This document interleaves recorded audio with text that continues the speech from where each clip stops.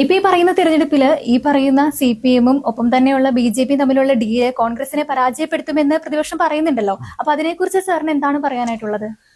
അല്ല, അത് വളരെ രസകരമായ ഒരു സംഗതിയാണ് കേരളത്തിൽ നടക്കുന്നത്. നോക്കൂ, കേരളം ഭരിക്കുന്നത് ഇന്ത്യ മുന്നണിയിലെ ഒരു കക്ഷിയാണ് എന്ന് പറയാവുന്ന ഒരു കക്ഷിയല്ല, 2-3 കക്ഷികളുണ്ട്. RJD ഉണ്ട്, CPI ഉണ്ട്, CPM ഉണ്ട്. ഇവരൊക്കെ ഇന്ത്യ മുന്നണിയിലെ കക്ഷികളാണ്. പക്ഷേ ഇന്ത്യ മുന്നണി പരാജയപ്പെട്ടാൽ ഏറ്റവും സന്തോഷിക്കുന്നത് കേരളത്തിലെ CPM ആണ്, BJP-കാരല്ല. ഇപ്പൊ ബീഹാർ തെരഞ്ഞെടുപ്പിന്റെ പരാജയത്തിൽ ഏറ്റവും സന്തോഷിച്ചത് CPM ആണ്. അതിന് കാരണം എന്താ? കാരണം എന്ന് പറഞ്ഞാൽ അവരെ സംബന്ധിച്ചിടത്തോളം അവരുടെ മുഖ്യ ശത്രു കോൺഗ്രസ് ആണ്.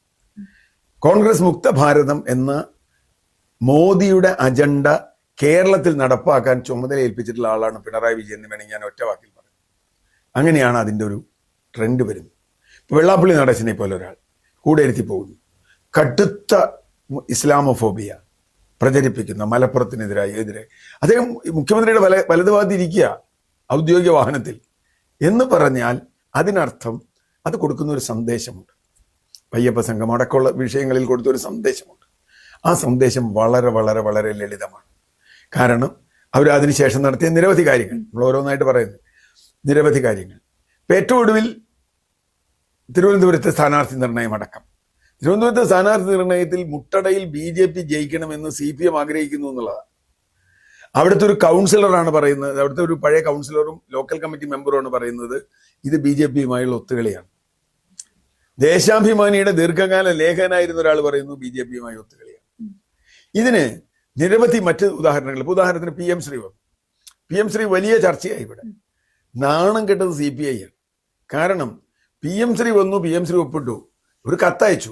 ആ കത്തിന് അവിടെ ശിവൻകുട്ടി നേരത്തെ പോയി പറഞ്ഞിട്ടുണ്ടാവും മന്ത്രിയോട്, ഇതിന് മറുപടി ഒന്നും അയക്കണ്ട, ഞങ്ങൾ തെരഞ്ഞെടുപ്പ് കഴിഞ്ഞിട്ട് മതി, മറുപടി ഒന്നും അയക്കില്ല. അപ്പോൾ PM ശ്രീ പദ്ധതി ഉണ്ടോ? ഉണ്ട്. ഇല്ലേ? ഇല്ല എന്നുള്ള രൂപത്തിൽ. എന്താ PM ശ്രീ പദ്ധതി എന്നുള്ളത് നമ്മൾ പറയേണ്ട. സഖാവ് MA ബേബി അടക്കം മുഹമ്മദ് റിയാസ് അടക്കം എഴുതിയ ലേഖനങ്ങൾ നമ്മുടെ മുമ്പിലുണ്ട്.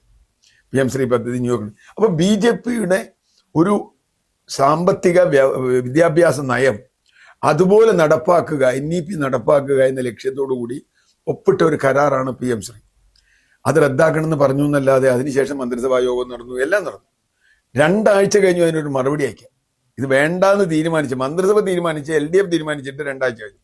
എന്നാൽ കരാർ ഒപ്പിടാൻ മന്ത്രിസഭയോടും ചോദിച്ചില്ല, LDF-നോടും ചോദിച്ചില്ല. അതാണ് ഒന്നാമത്തെ കാര്യം. രണ്ടാമത്തെ കാര്യം, ഇപ്പോൾ പൂരം കലക്കലുമായി ബന്ധപ്പെട്ട് വലിയ വിവാദം ഉണ്ടായി. ഇവിടെ പൂരം കലക്കൽ വിവാദം ഉണ്ടായി. അജിത് കുമാർ ADGP മറ്റേ RSS നേതാക്കളെ കണ്ട വിവാദമൊക്കെ കണ്ടു. CPI എന്തൊരു ബഹളമായിരുന്നു. എന്തെങ്കിലും സംഭവിച്ചു?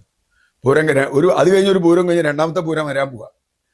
ആ 2ാമത്തെ പൂരം വരുമ്പോഴും ഈ പൂരത്തിനെ പറ്റിയുള്ള ഒരു ചർച്ചയും 2024 പൂരത്തിന് എന്ത് സംഭവിച്ചു എന്നുള്ളത് ഒരു സംഭവമില്ല. ഒരാൾ പോലും ശിക്ഷിക്കപ്പെട്ടില്ല, ഒരാളോട് പോലും ചോദിച്ചില്ല, ഒന്നും ചോദിച്ചില്ല.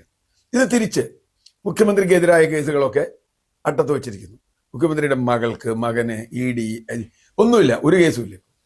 മുഖ്യമന്ത്രിയുടെ പ്രിൻസിപ്പൽ സെക്രട്ടറി 1 വർഷത്തിലധികം കാലം ജയിലിൽ കിടന്നു.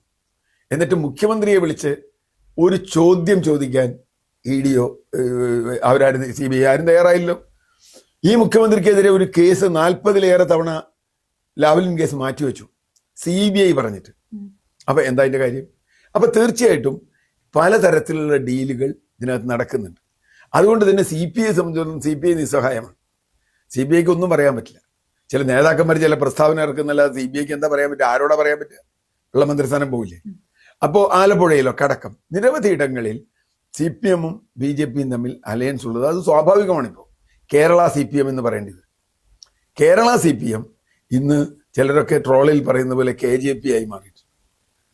കേരള ജനതാ പാർട്ടി ആയിട്ട് മാറിയിട്ടുണ്ട്. ഭാരതീയ ജനതാ പാർട്ടിയുടെ കേരള ഘടകമാണ്. കേരളത്തിലെ BJP-കാർ പോലും അന്തിവിട്ടുപോയി.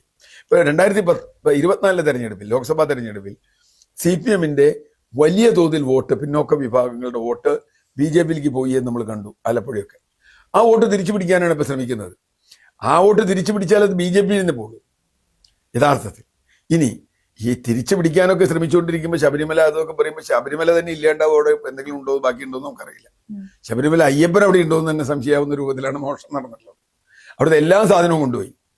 യഥാർത്ഥത്തിൽ ഒരു സ്റ്റേറ്റിന്റെ ജോലി ജീവനും സ്വത്തും സംരക്ഷിക്കല.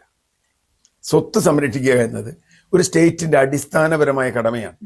ഒരു പൊതു സ്വത്താണ് ശബരിമലയിലെ സ്വത്ത്, ഭക്തന്മാർ കൊടുത്തതാണ്. അത് ദേവസ്വം ബോർഡ് എന്ന് പറയുന്ന സർക്കാർ സ്ഥാപനത്തിന്റെ കീഴിലാണ്. അവിടെ നിയമനങ്ങൾ നടക്കുന്നത് മുഴുവൻ സർക്കാരാണ് നടത്തുന്നത്. പക്ഷെ ഭരിക്കുന്ന പാർട്ടിയാണ്. അപ്പൊ അവിടെ ഇപ്പോൾ ഏറ്റവും ഒടുവിൽ അറസ്റ്റിലായ വാസു, ഇപ്പോൾ ഏത് നിമിഷവും അറസ്റ്റിലാവപ്പെടാവുന്ന പത്മകുമാർ, ഇവരൊക്കെ CPM നേതാക്കന്മാരാണ്. അവരവിടെ ഇരുന്ന് ഈ കള്ളത്തരം മുഴുവൻ ചെയ്ത് ഈ സ്വർണ്ണപ്പാളി കിലോ കണക്കിന് സ്വർണം അടിച്ചു പോയിട്ട് ഇത് കേരളത്തിലെ ജനങ്ങൾ കാണുകയല്ലേ, കേരളത്തിലെ ജനങ്ങൾ ഇത് കാണുകയല്ലേ. ശബരിമല സീസൺ ഇന്നലെ തുടങ്ങി. അത് നമുക്ക് അത്ഭുതപ്പെട്ടു പോകും. ആളുകൾക്ക് ഭക്തിയും വിശ്വാസമൊക്കെ ഉണ്ട്, അതിന് നമുക്കൊരു എതിരുമല്ല. കാരണം എനിക്ക് എൻ്റെ വിശ്വാസം അനുസരിച്ച് ഭക്തി അനുസരിച്ച് ശബരിമലയ്ക്ക് പോകാതിരിക്കുക, അതൊക്കെ ചെയ്യാം. പക്ഷേ ഒരു ഭക്തൻ സ്വന്തം ഇഷ്ടപ്രകാരം സ്വന്തം വരുമാനത്തിൽ നിന്ന് ഒരു വീതം ക്ഷേത്രത്തിലേക്ക് കൊടുത്താൽ അതവിടെ ഉണ്ടാവുമെന്ന് അവന് ഉറപ്പില്ലെങ്കിൽ പിന്നെ കൊടുക്കൂ. കാരണം അയ്യപ്പന്റെ കയ്യിലല്ലല്ലോ ഇത് കൊടുക്കണേ. നമ്മൾ അവിടെയുള്ള പൂജാരി മുതൽ ദേവസ്വം കമ്മീഷണർ വരെ അല്ലെങ്കിൽ ദേവസ്വം ബോർഡ് വരെയുള്ള ആളുകളല്ലേ കൊടുക്കണേ. ആ സ്വത്ത് സംരക്ഷിക്കുന്നതിൽ ദയനീയമായി പരാജയപ്പെട്ടു. ഇപ്പൊ പറയുന്നത് ഞങ്ങൾ അന്വേഷണത്തിൽ ഇടപെടില്ല.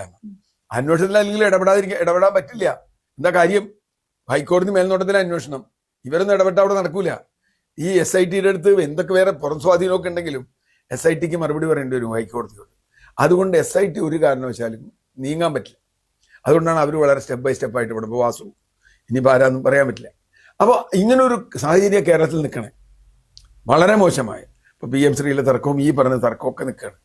ഇതിലൊക്കെ വളരെ വലിയ തോതിൽ കേന്ദ്രം, ഇവിടെ ശബരിമലയിൽ സ്ത്രീ പ്രവേശിക്കണോ വേണ്ടോ എന്നുള്ള വിഷയത്തിൽ കേരളം മുഴുവൻ ഇറങ്ങിയ BJP ശബരിമല അടിച്ചു മാറ്റിയിട്ടും BJPക്ക് അതിൽ താല്പര്യമില്ല എന്ന് പറഞ്ഞാൽ അതിൻ്റെ അർത്ഥം എന്താ? ഒരു അന്വേഷണവും അല്ലേ, ED-യിലെ BD-യിലെ ഒന്നുമില്ല. അപ്പൊ എന്ന് പറഞ്ഞാൽ കോൺഗ്രസ് മുക്ത ഭാരതത്തിന്, കോൺഗ്രസ് മുക്ത കേരളം ഉണ്ടാക്കാൻ സഖ്യകക്ഷിയായി നിൽക്കുകയാണ് CPM എന്ന് പറയേണ്ടി വരും. ഇതിന്റെ ഡാമേജ് ഏൽക്കാൻ പോകുന്നത് കേരളത്തിനാണ്, കേരളത്തിന്റെ മതേതര ഫാബ്രിക്കിനാണ് എന്ന് നമുക്ക് പറയാൻ പറ്റും.